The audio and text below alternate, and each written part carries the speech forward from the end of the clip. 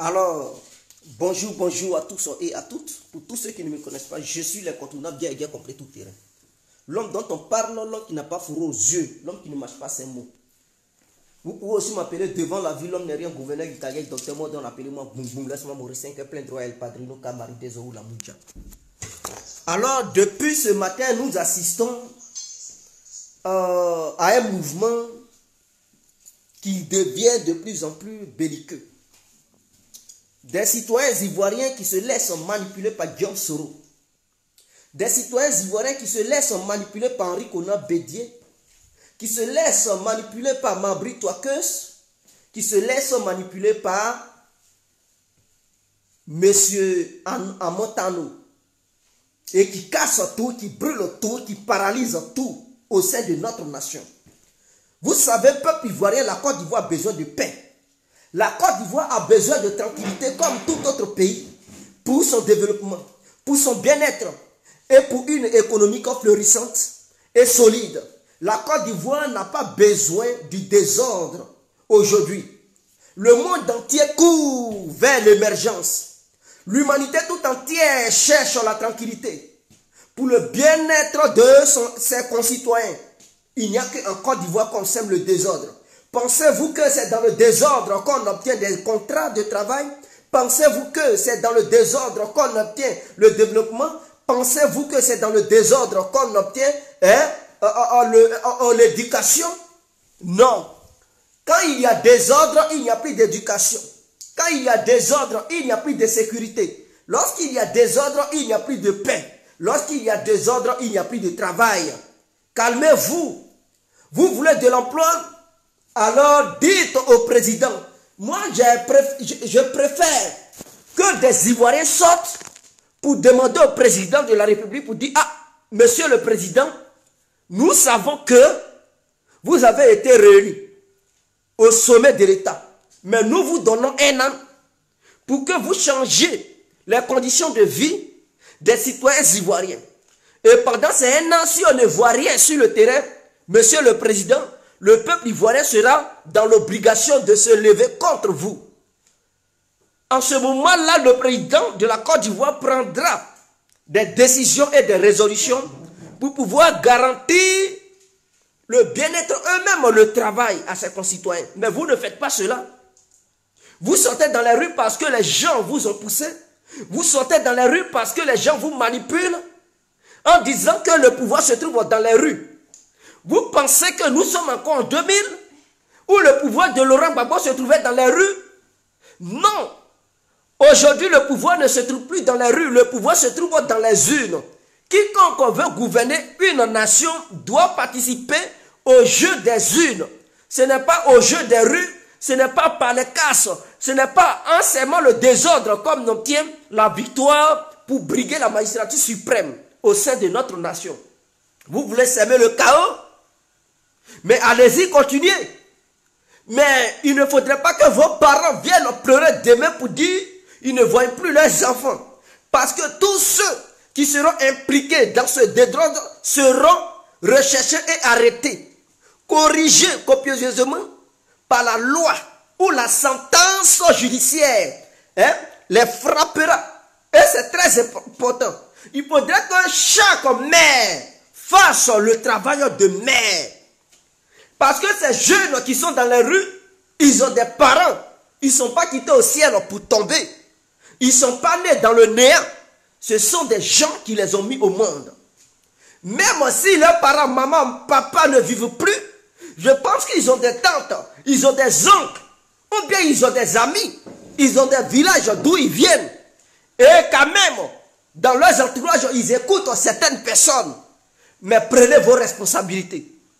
Donnez des conseils à ces jeunes qui sont dans les rues, qui ne veulent rien écouter, parce que pour eux, Alassane doit partir. Parce que pour eux, ils détestent Alassane Ouattara. Ce n'est pas une question de légitimité. Ce n'est pas une question de troisième mandat. C'est la personne d'Alassane Ouattara qui les énerve. Il vous a fait quoi? Dramane Ouattara vous a fait quoi? Le président ivoirien vous a fait quoi? Je l'appelle comme ça, ça va faire du plaisir à d'autres personnes. C'est ce que vous voulez. On n'a qu'à l'appeler Dramane Ouattara. Ok, je l'appelle comme ça. Qu'est-ce qu'il vous a fait? pour le haïr. À cause de lui, vous brûlez les biens des personnes qui n'ont rien à voir avec la politique. Mais en vous attaquant aux maquis, aux bistrots, aux balladromes, aux gares et aux véhicules publics, est-ce que c'est Alassane Ouattara qui roule dans ces choses? Est-ce qu'Alassane Ouattara fréquente les maquis? Alassane Ouattara, il prend-il des bus en Côte d'Ivoire? Est-ce qu'Alassane Ouattara, il monte dans des bacs? Est-ce qu'Alassane Ouattara, il a quelque chose à voir avec des taxis? Mais ce sont les citoyens ivoiriens qui ont besoin de ces moyens de transport pour se déplacer. Mais en brûlant ça, qu'est-ce que vous gagnez? Qu'est-ce que vous gagnez, peuple ivoirien? Le RADP est prêt à aller à la paix. Le RADP est un parti de paix. Mais vous savez, une fois que trop c'est trop, et que vous voulez qu'on aille au charbon, on ira au charbon. Si vous voulez qu'on aille au feu, on ira au feu, mes frères.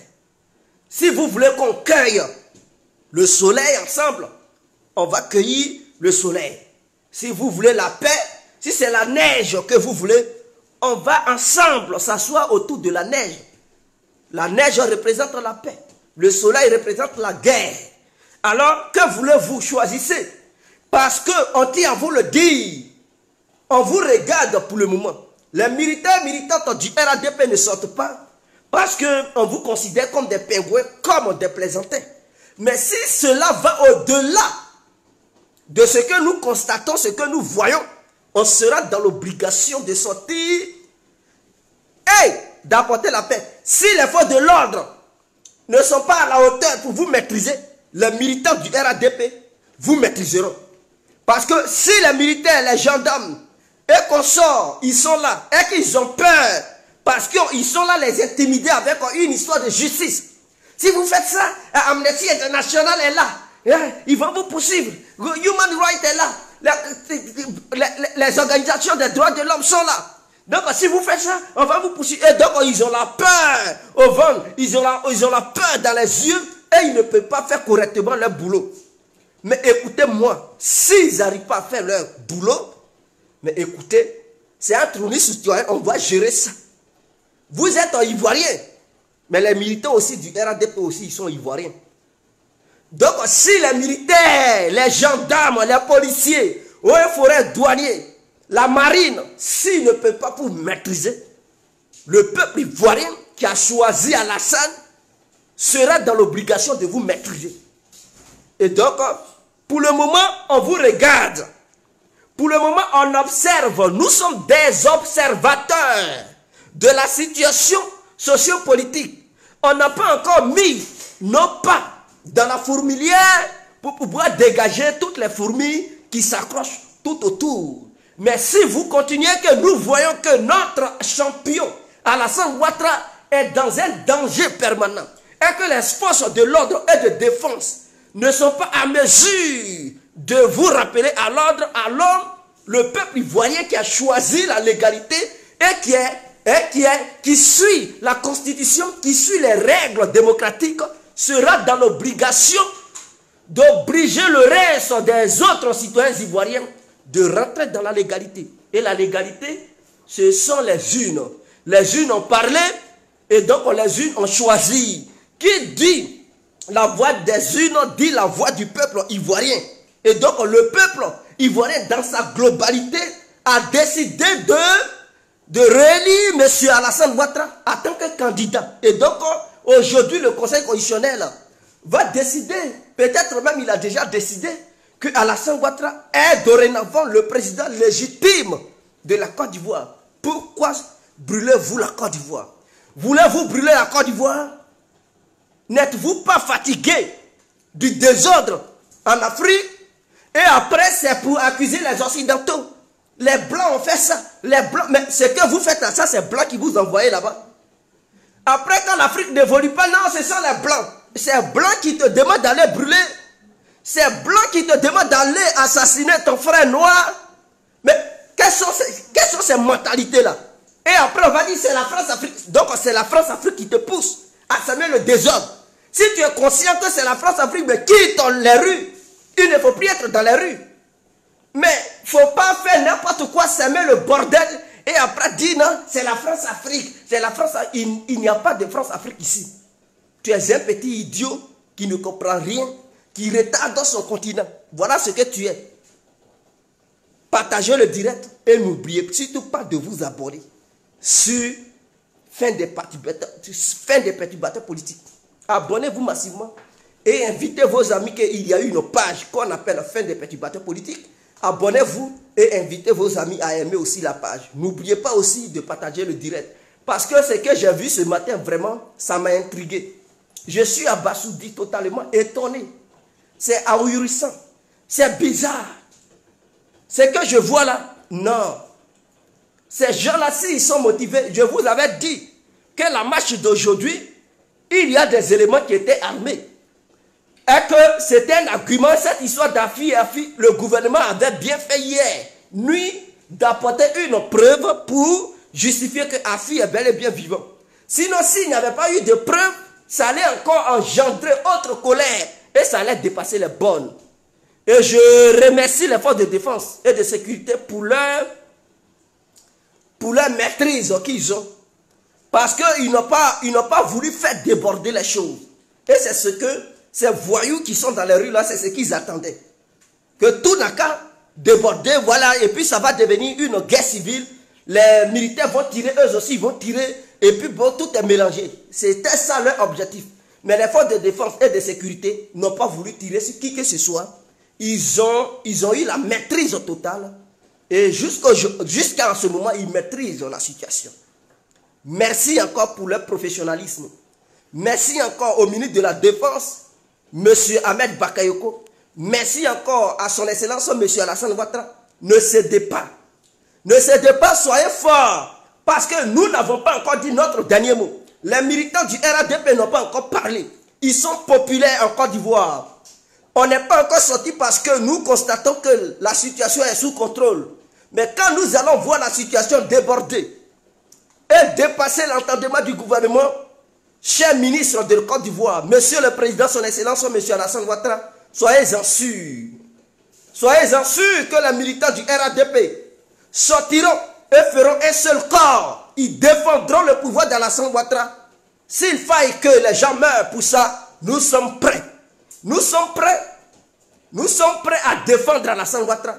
Mais ce n'est pas la personne de Ouattara que nous défendons. Défendre Ouattara, c'est de défendre la constitution ivoirienne. Défendre Ouattara, c'est de défendre la République ivoirienne. Défendre Alassane Ouattara, c'est de défendre la Côte d'Ivoire. Parce qu'il est le garant de la constitution aujourd'hui. C'est lui que la constitution ivoirienne a choisi de façon légale à travers les voix du peuple ivoirien qui s'est exprimé dans les urnes lors des élections passées du 31 octobre 2020. Il faudrait que ça soit clair. Il faudrait que ça soit clair. Donc nous sommes prêts à défendre ces institutions. Alors, pour tous ceux qui pensent qu'ils peuvent déboulonner Alassane Ouattara, c'est du mensonge. On vous avait dit que tout est verrouillé, tout est bouclé et fermé. La clé se trouve à Bobo. Lui qui est garçon, il n'a qu'à aller chercher la clé à Bobo. Ahmed Bakayoko a mis la clé à Bobo. Je veux dire quoi par là? Tant que les clés seront dans les mains de la population résidant à Bobo, Alassane Ouattara ne quittera pas le pouvoir. Parce que pour que Alassane Ouattara quitte le pouvoir, il faudrait que nous, militants du RADP, nous qui nous retrouvons sur le territoire à Bobo, là, il faudrait qu'on se révolte. Le jour où Bobo va se révolter, c'est là où Ouattara va partir. Mais tant qu'à Bobo ne se révolte pas, Ouattara maintiendra le pouvoir. Si c'est 100 ans encore, tant qu'à Bobo est d'accord avec Ouattara, Ouattara sera le président de la République de Côte d'Ivoire. Et donc, je pense que je suis clair. Les clés se trouvent à Bobo et les Abobolais ne vont pas remettre les clés du gouvernement ivoirien aux plaisantins de l'opposition. Sur ce, on se laisse. Vive la Côte d'Ivoire, vive le peuple ivoirien. Ciao.